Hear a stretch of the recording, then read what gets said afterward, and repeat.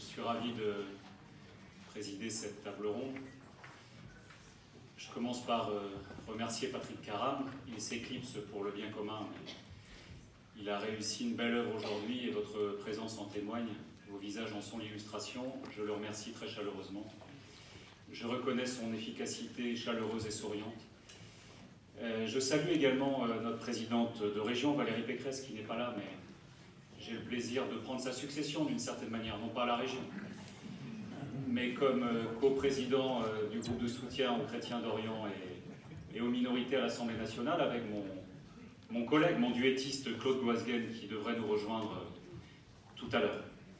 Si vous me le permettez, en préambule, avant de passer la parole à nos invités, je me permets de partager avec vous les 3 lignes directrices qui sont celles de notre groupe de soutien aux chrétiens d'Orient et aux minorités à l'Assemblée nationale française. La première ligne directrice, c'est de considérer les chrétiens et les minorités comme un facteur de dialogue et de paix en Orient et dans le monde. Et les dignitaires religieux, vous l'avez remarquablement rappelé ce matin.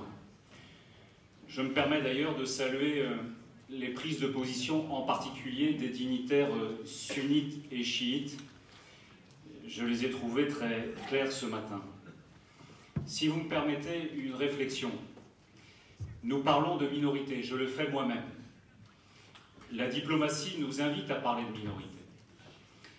Mais je refuse de parler de minorité si c'est pour considérer les chrétiens et les minorités simplement comme des alibis, des variables d'ajustement, ou pire, des populations à exterminer.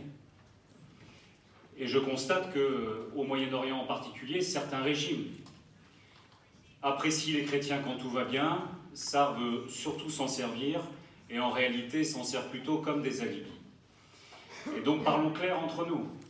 Si nous sommes engagés aujourd'hui, c'est bien pour faire reconnaître les chrétiens et les minorités comme des acteurs à part entière, et pas simplement des catégories de citoyens de seconde zone. Notre ministre des Affaires étrangères, Jean-Yves Le Drian, l'a d'ailleurs rappelé en février dernier, lors de la conférence internationale de Koweït sur la reconstruction de l'Irak, une prise de position parmi d'autres de la France, mais qui a le mérite de la clarté, et nous souhaitons que la question des chrétiens et des minorités soit d'ailleurs un paramètre des négociations de paix en tant que telle en Irak et ailleurs. Ça, c'est la première ligne directrice. La deuxième ligne directrice, c'est son corollaire. C'est que c'est pour nous un engagement humaniste qui s'oppose à l'obscurantisme ambiant d'où qu'il vient. Et on en a parlé avec Daesh, n'oublions pas Al-Qaïda et leurs ramifications. Cela suppose clarification politique, stratégique et théologique. Et si on ne s'est pas liés ensemble, et c'est le sens de cette journée, clarification politique, clarification stratégique, c'est-à-dire le choix des alliances, et clarification théologique, et encore une fois, je suis heureux que l'Université Al-Azhar soit représentée aujourd'hui. J'ai d'ailleurs rencontré le grand imam début juillet au Caire. Si nous ne tenons pas ces 3 dimensions, nous ne réussirons pas notre objectif commun, la paix et le développement au Moyen-Orient et dans les régions du monde. Troisième ligne directrice.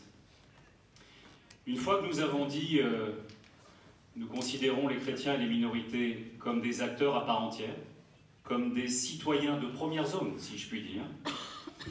Une fois que nous avons dit nous avons un engagement humaniste partagé, quelles que soient nos fonctions politiques ou religieuses, encore faut-il avoir de nouveaux instruments. Nous devons avoir un après et un avant Daesh. Pardon, ça peut paraître évident de le dire.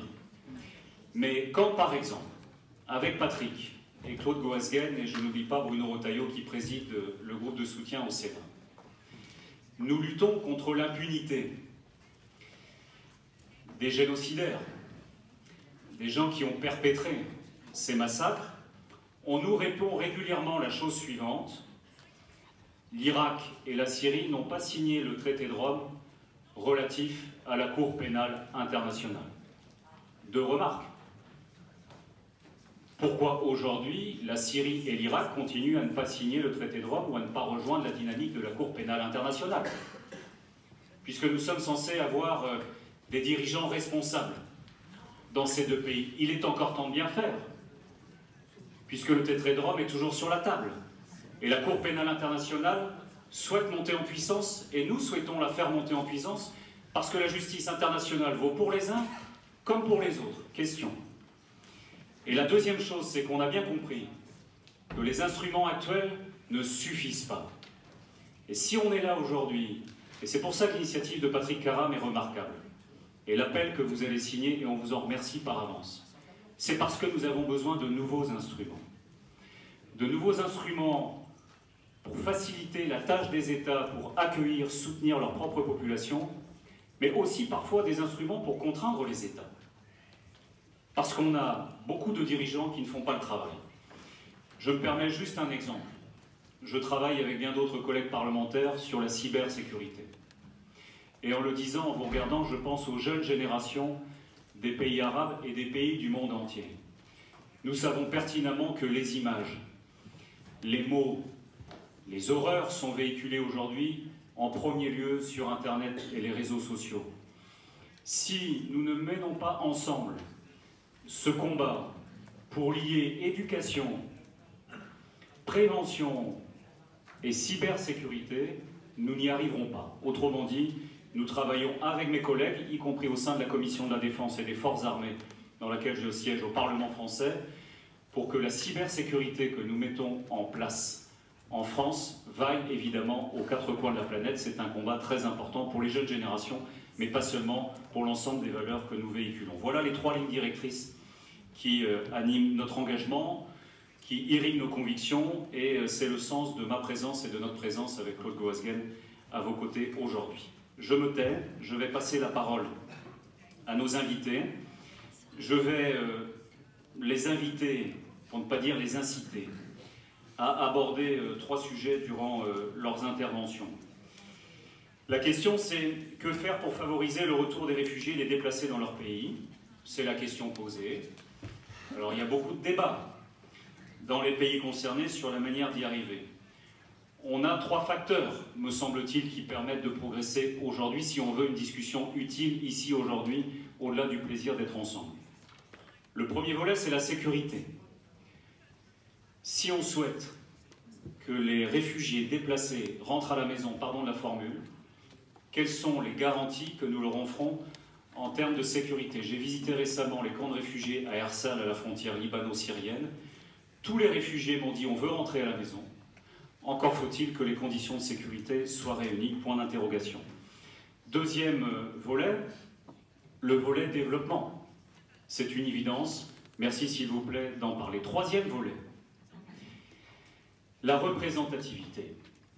Parce que si on veut concilier retour des réfugiés, négociation de paix, développement et sécurisation, je souhaite qu'on puisse progresser dans les discussions avec les États et leurs dirigeants sur une meilleure représentativité des chrétiens, des minorités, des acteurs concernés dans leur pays, dans les institutions. Ça va de l'État au gouvernement, au Parlement, aux municipalités et autres institutions. Je suis allé en Égypte récemment, je vous le disais, je constate que des progrès sont accomplis, mais il reste encore bien des progrès à faire.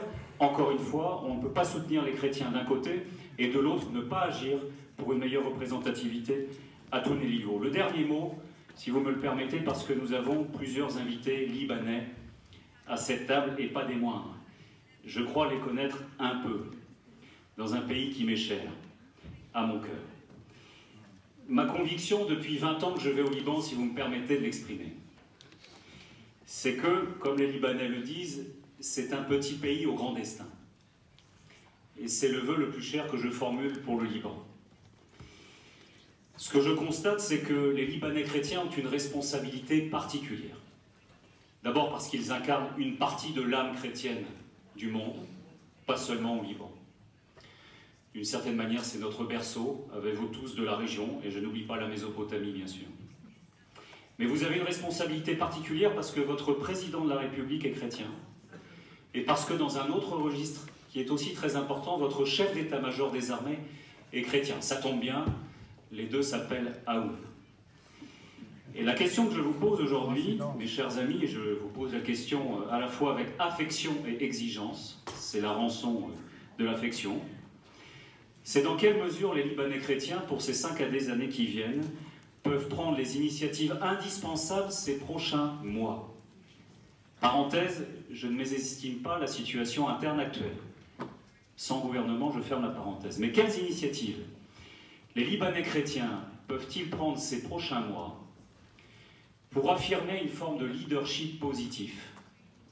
J'allais dire une forme de sérénité tranquille, mais néanmoins un levier d'influence, peut-être nouveau dans cette région, parce que plus que jamais, me semble-t-il, on a besoin de vous, Libanais chrétiens, si possible unis autant que possible, pour porter un message de paix. Le Liban message, il n'est pas de moi, il est de Jean-Paul II, 1997. C'est bien d'en parler, c'est mieux de le mettre en pratique, et en tout cas, c'est le vœu que je formule. Voilà, je vous passe la balle. Comme nous avons, je crois, plusieurs ministres, parce qu'entre ceux qui sont arrivés et pas encore, je vais commencer par les ministres s'ils sont là. Monsieur le ministre Pierre Abouassi, on peut commencer par vous et ensuite on va dérouler si vous le permettez. Voilà, merci de votre attention.